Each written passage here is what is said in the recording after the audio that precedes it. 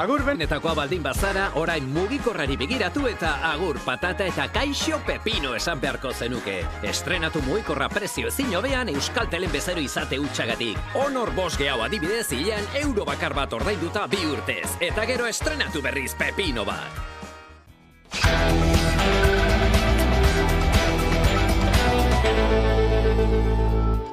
Euskotreneko Euskal Autonomia Erkidegoko zerbitzu guztietan lanuztea egin dute langileek gaur goizeko 7:00 9:00 eta arratsaldean 6:00 8:00.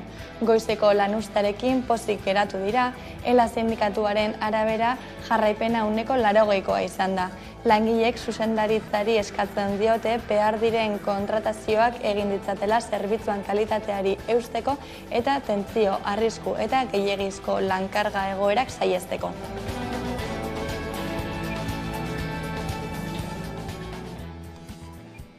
Inigo Urkullu lehendakaria eta Alain Rousset Akitania Berriko presidentea Europako garraioetako komisario Adina Bealenekin bildu dira asteazken honetan eta Espainiako eta Frantziako estatuek AHTaren lanak egiteko mekanismoak eskatu dituzte.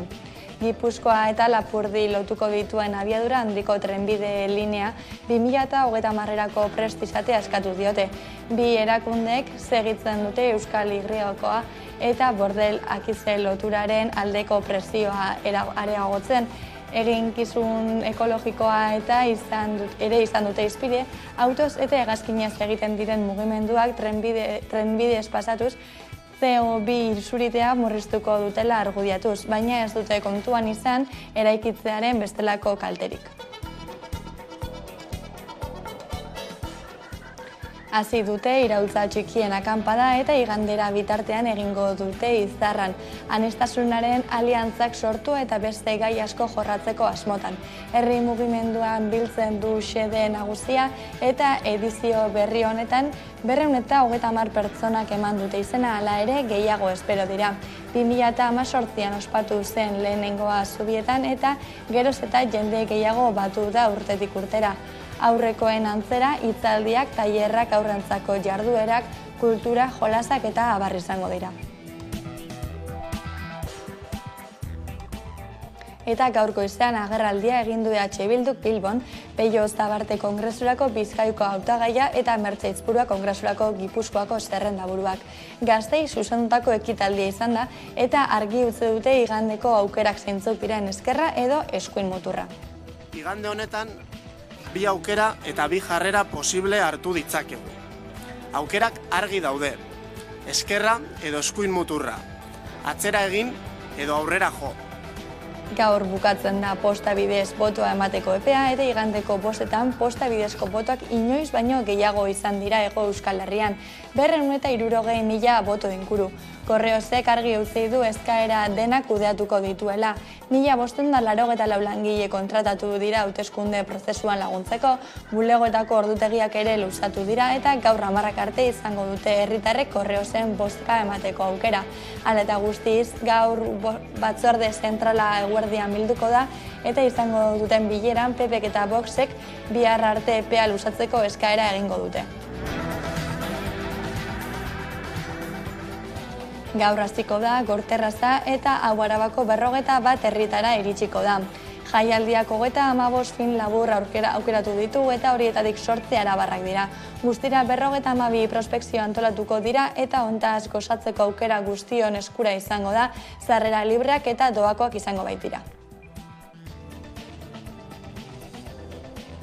Kaixo eguerdion, Euskotreneko Euskal Autonomia Erkidegoko zerbitzu guztietan lanuztea egin dute langilek gaur goizeko 7:00 9:00 eta arratsaldean 6:00 8:00. Goizeko lanuztearekin pozik geratu dira, ELA sindikatuaren arabera jarraipena 80%koa izan da.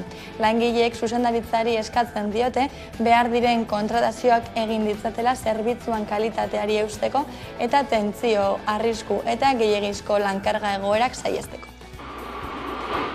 Euskotreneko EAeko zerbitzu guztietan lanuztea egin dute langileek gaur goizeko 7:00 9:00.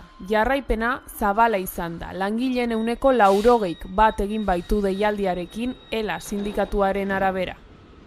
Euskotreneko langileek hainbat arazo azaleratu nahi izan dituzte. Kalitatezko zerbitzua eskaintzeko behar diren langileen plangintzak eta kontratazio falta da, ibilbideko merkataritza arretarik ez dago, aurreko urteetako gehiegizko orduak ez dira itzultzen, langileen atsedenaldiak murriztu dira, eta jaietako gaueko zerbitzuetan eta zerbitzu berezietan segurtasuna bermatzeko langileak ere falta dira, besteak beste. Gaurko lanuzteen balorazioa positibotzat hartu behar dugu. Ondino ez ditugu zenbakiak zehazmehatz, baina guk egin ditugun zenbakiekin plantillaren 80% gora jarraitu ditugu gure lanuzteak.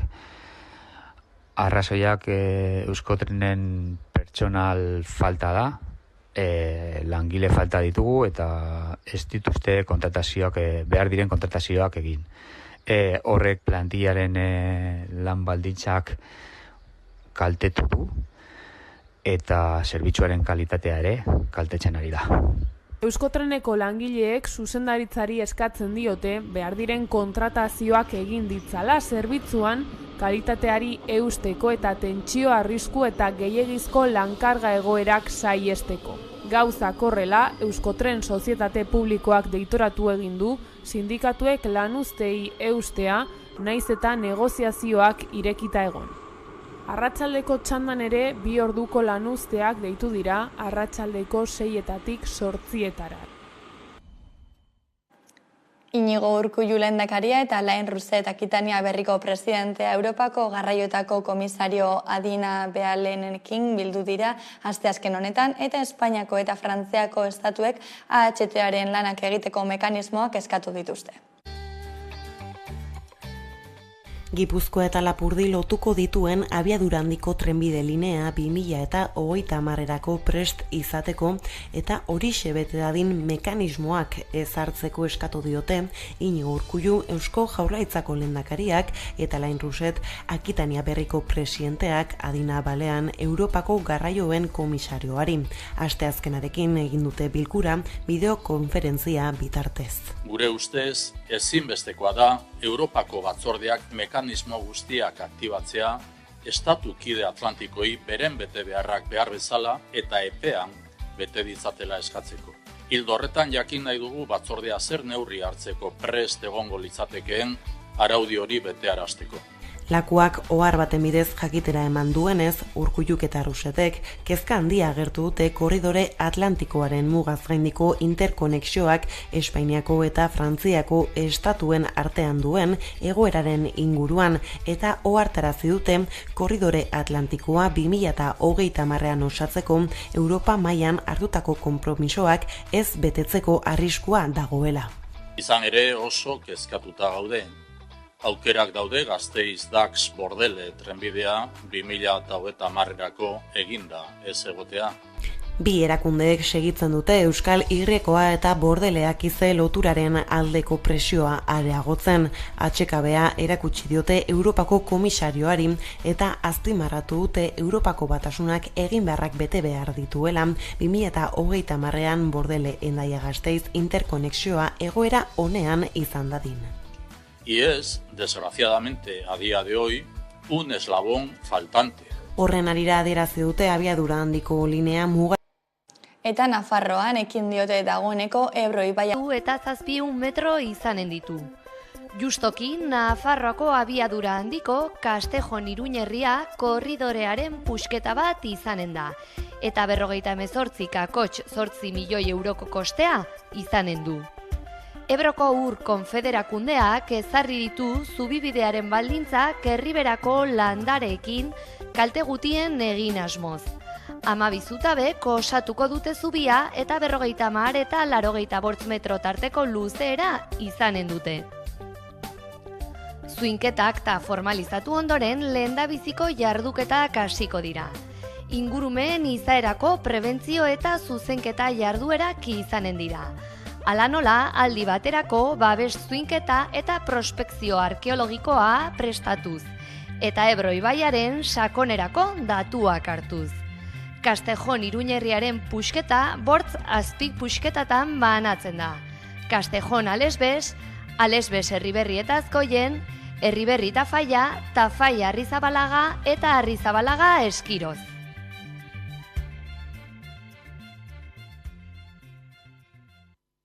Enresa enpresa Garoñaren titulartasuna hartu du eta zentralaren desegite prozesu atzera ezina abiatu du. Jose Luis Navarro enresako presidentea komunikabideen aurrean azaldu duenez, desegite prozesua atzera ezina da. Bere aldetik Eusko Jaurlaritza pozik agertua zentral nuklearra desegitearen albistarekin eta ezarritako ibilbide horrian beste urrats bat dela esan du. Bere aldetik Araba Garoña gabe plataforma kritiko agertu da titulartasun aldaketaren aferarekin. Gasteiztik 40 kilometrora dagoen Santa Maria de Garoñako zentral nuklearra Nuklenorren eskuetatik Enresa enpresa publikoaren eskuetara igaro da. Urrats horrek bide eman dio zentralaren desegitea abiatzeko prozesuari. Jose Luis Navarro Enresako presidenteak komunikabideen aurrean azaldu du desegite prozesua atzera ezina dela eta argitu du Enresa ez dela politika energetikoei buruzko gaietan sartuko eta beraiek jarraibideak jarraitzera mugatzen direla. Halaber, gaineratu du ez dagoela desegite prozesua etetea aurreikusten duen araudirik eta beraz hori ezinezkoa dela. El supuesto por el que me pregunta no está previsto en ninguna normativa y de luego yo puedo dar una opinión contundente. No es posible. Sobre evitar el cierre es inevitable. Eusko Jaurlaritzak pozik agertu da zentral nuklearra desegitearen albistearekin eta ezarritako ibilbide horrian beste urrats bat dela esan du. Orain onartu den eta iragarri den erabakia, bide horretan emandako pausugarri bada, orain hasi beharko lukete lanak, beraz eraiste hori gertatu dadin. Gauza jakina da, zentral nuklear bat eraisteak edo desegiteak lan izugarria eskatzen duela, kontu handiz egin beharreko lan bat, eta hori da, datozen 10 urteetan egongo den eginkizuna horren inguruan. 2 fasetan egingo da zentral nuklearraren desegite prozesua eta ondo bidean 2033 urtean amaituko da. Orotara, 475 milioi euroko kostua izango du aurreikuspenen arabera, 350 langile inguru arituko dira lanean zenbait fasetan aldi berean.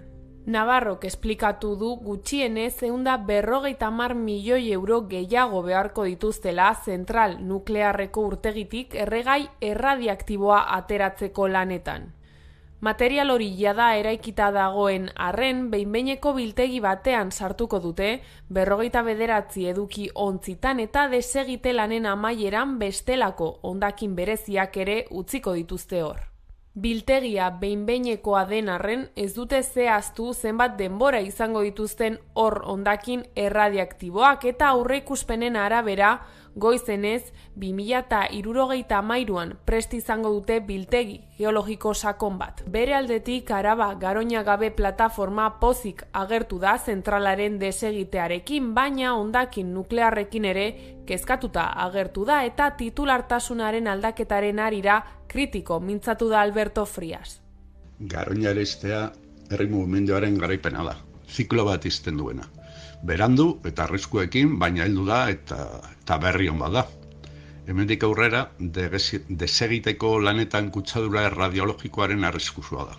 Bestalde, Nuklenorren titularra Enresara aldatzeak esan nahi du aurrekontu publikoetatik desegite kostuak ordainduko ditugula. 2022-2023 ikasturtearen irakurketa egin du Labek, sindikatuak txalotu duenez irekitako borroken ia erdia sindikalismoari, langile borrokari eta grebi eskerritsi da. Baina azpimarratu du gainontzeko eremuekin alderatuta sektore feminizatuetan eta administrazio publikoan gatazka gutxiago itxi direla.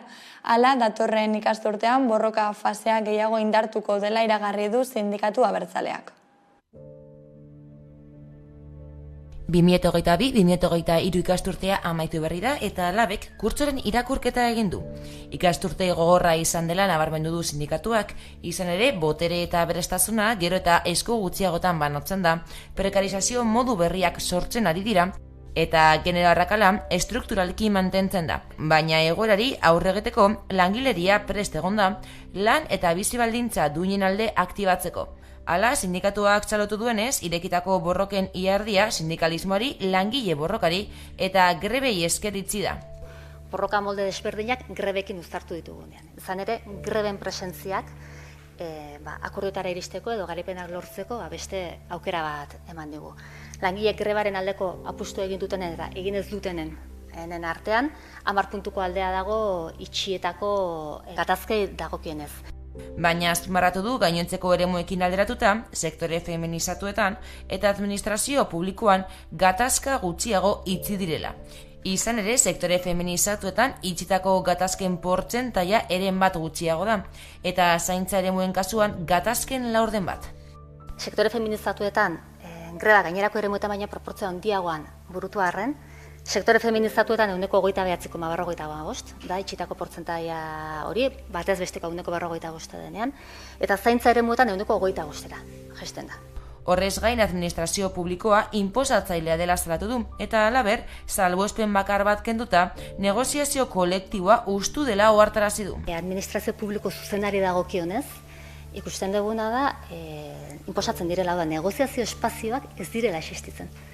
Eta gu ere, planteatzen ari gea, zer nolako ekintza sindikala burutu behar dugun bertan, ikusten dugulako beste negoziazio esparruetan ez gu nahi bezalako negoziazio eredua dagoela, baina negoziazio bat ematen dela, baina administrazio publikoa patronal zuzena den kasuetan, eremu horietan ez dago negoziaziorik. Hala, datorren ikasturtean borroka fasea gehiago indartuko dela iragarri du sindikatu abertzaleak, eta irekita daudenei eusteaz gain, beste sektore batzuetan irekiko direla aditzera eman du.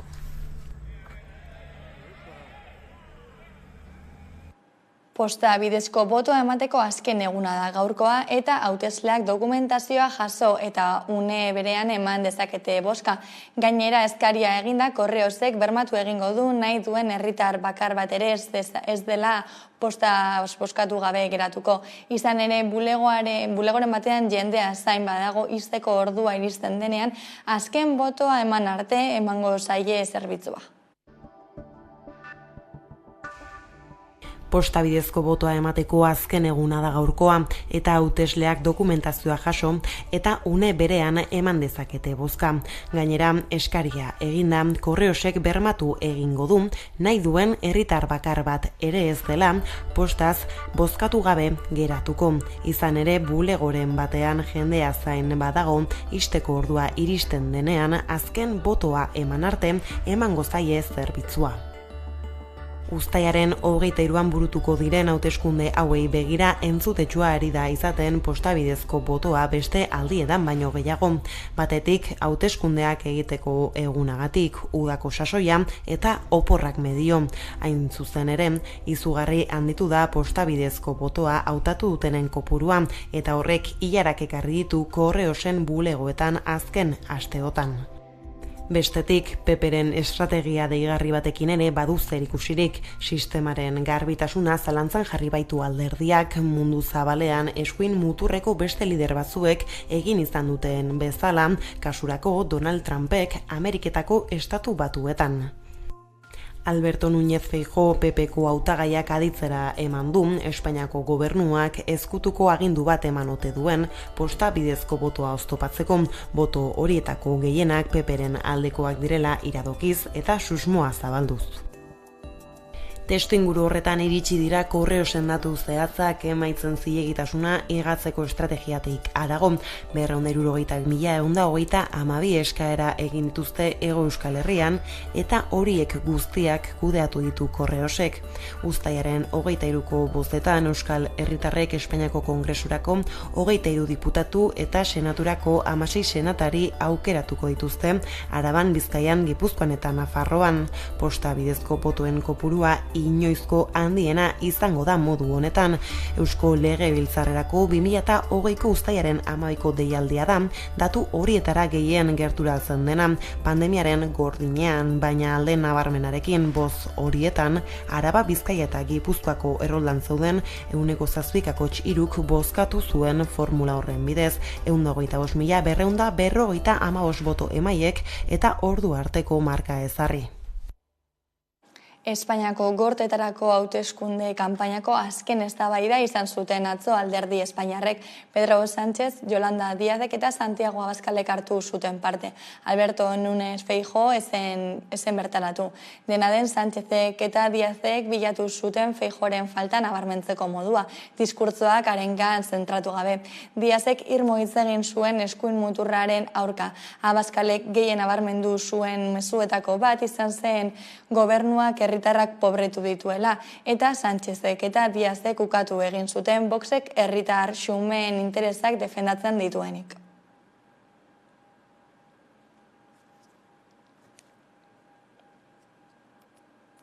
Gasteizko udalak indarkeria matxista prebenitzeko kanpaina zabaldu du, Santiago eguna eta Gasteizko jaiak direla eta sarean seguru errepidean eta alai libre izan nonnahi kanpaina zabaldu du. Ainto Geligile eta San Francisco kaleen artean gune bat ezarriko dute uztailaren 24an Santiago bizperan, Andra Mari Zuriaren jaieri dagokionez gune Morea Posta eta Independentzia kaleen artean izango da.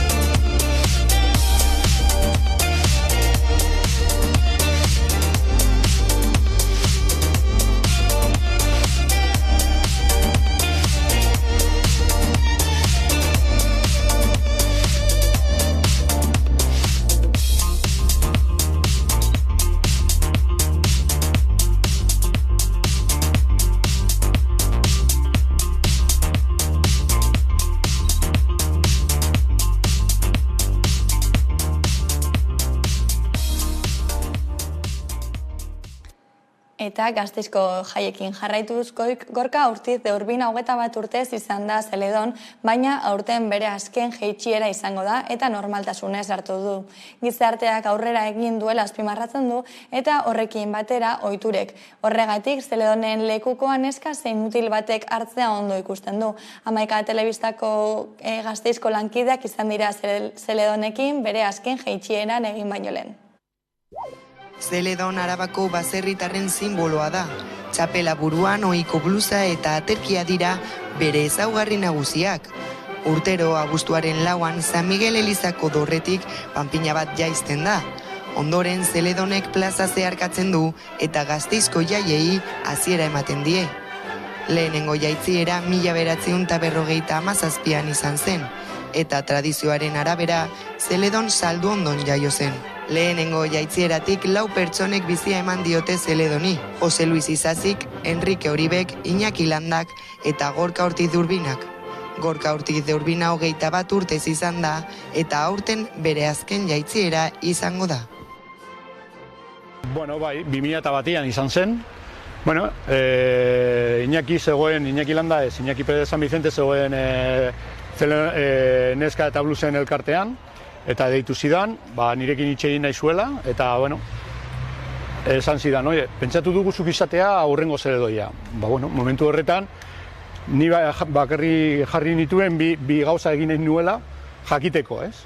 Bat zen, Iñaki Landarekin hitz egitea, zer izaten zen Zeledoi izatea, eta berak azaldu zidan, gauza onak, ez? Ez hain onak ez, baina, primeran izan zen, eta bigarrena, orain Joli, nire emaztea dena, momentu horretan nire zenargaia zen, orduan, berari esan behar nion, esan didate hau, eta badakizu zer gertatzen den, oporrak zatxitzen direla beti, ez? Lautik bederatxira, hemen egon behar zara, edo behintzat ni egoten naiz beti, eta berarekin hitz egin nun, eta baietz esan zidan, eta hori izan zen, eta gero ona etorri nintzenean, 2001an, izan zen, poza, alegria, indarra asko, eta gauza asko ziren, ez? Normaltasuna, ez azkenean gauzak aldatu egin behar dira, ez? Joten gara, soziedad aldatzen ari da, eta gauzak aldatu behar dira soziedadarekin, orduan, normaltasuna hartu behar dugu, erabaki dute Komisioen de Beluzazetan eskak, eta horrin baldi bada, zergatik ez. Niri pentsatzen dut ona dagoela, juten dela. Ikusiko dugu nori izango den, azkenean beraiek aukeratu behar dute, baina ikusiko dugu zer gertatzen den, eta niretzat ondo. Berarekin hitz egingo beharko dut, baina erreza da, erreza eta zaila biak, ez? Baina etortzen dena segurazki ondo egingo du. Nik Iñaki nirekin egin zuen bezala, nahi badu nik Iñakiri eskatu nion aholkuak, eta berak aholkuak entzun nahi baditu, edo eskatzen baldin badit, esango diot, baina gure artean izango da hori, ez?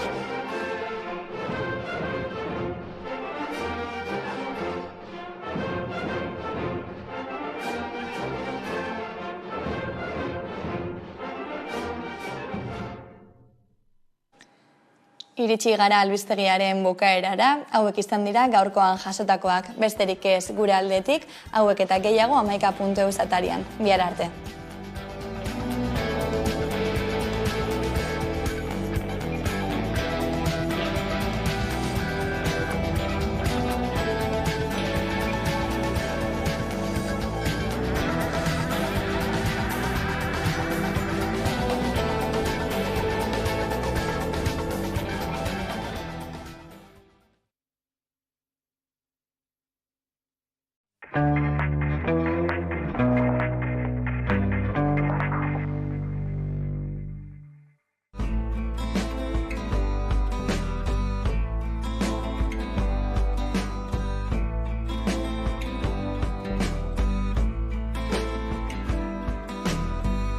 Dani Fano, ongi etorria, txapera. Eskerrik asko. Bentxe gaude Tabakaleran, Donostian. Zagit inoiz izan den garai on bat irudian, ilustrazioan, komikian murgiltzeko. Garai batean behintzat, segurazki Euskal Herrian rock and rollak baino diru gutxo emate zuela, seguro nago. Zure kasuan oso garbi eduki zenuen hasieratik irudia, ilustrazioa, komikia zela zure mundua? Ez, bat ere ez. Nik askotan aipatzen dut, alde batetik zuk aukeratzen dezula lanbidea edo ogibidea edo dena delakoa, baina beste alde batetik berak aukeratu behar zaituzu, ez? Eta nik ikasketak hezkuntza fisikotik eta kiroletik juntziran, hasi nintzen bi lanak uztartzen eta azkenean marrazkia gailendu zen edo hasieran marrazkia eta gero komikia gailendu zen besteen gainetik. Bai izan da, hautazko bide bat, baina gero atea zabaldu zait, ez? Claro. Eta jarraitzen dezu orduan hortik, ez? Bai, oraingoz ez diate... Oraingoz gorputz eziketarako horretara ez zara iritsi. Ez diate atea itxi, beraz, jarraituko dugu. Bueltan eta ibilbide horretan, gu gazteak baina ibilbide bat egin dugu biok ere, bakoitza bere gauzetan, Xabiroi aipatzea ezin bestekoa da, ezta? Xabiroi bai izan da euskal komikigintzan jendeskok aipatzen dut, aitortzen duen referentzia bat, ezta? Bai, nik uste gauza asko aldatu zitula Xabiroik, ez? Xabiroi 2005an sortu zen, hain zuzen, segurazki euskal komikiaren, eta ez bakarrik euskal komikia, inguruko komikiaren, Frantziako paradisua, merkatu frankofonoko paradisu hori aparti utzita, garai nahiko ahul batean edo eskaz batean, garai hortan ia ez zegoen nun publikatzerik, ia ez zegoen berritasunik urtean